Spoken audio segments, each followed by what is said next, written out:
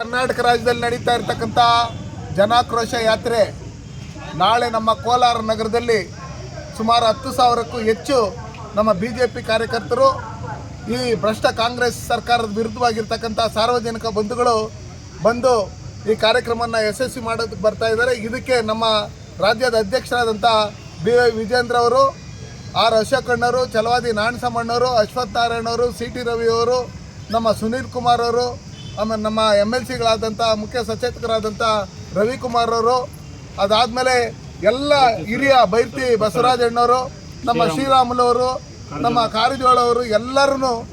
ನೂರಾರು ಸಂಖ್ಯೆಯಲ್ಲಿ ಎಲ್ಲ ನಮ್ಮ ಪ್ರಮುಖ ಮುಖಂಡರುಗಳು ಬಂದು, ನಾಯಕರುಗಳು ಬಂದು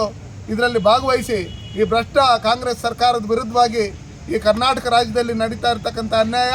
ಬೆಲೆ ಏರಿಕೆ ಮತ್ತು ಭ್ರಷ್ಟಾಚಾರದ ವಿರುದ್ಧವಾಗಿ ಈ ಕಾಂಗ್ರೆಸ್ ಸರ್ಕಾರವನ್ನು ಕಿತ್ತೊಗೆಯವರೆಗೂ ನಿರಂತರವಾಗಿ ಈ ಜನಾಕ್ರೋಶ ಯಾತ್ರೆ ಮಾಡ್ತಾ ಇರಬೇಕು ಅಂತ ಹೇಳಿ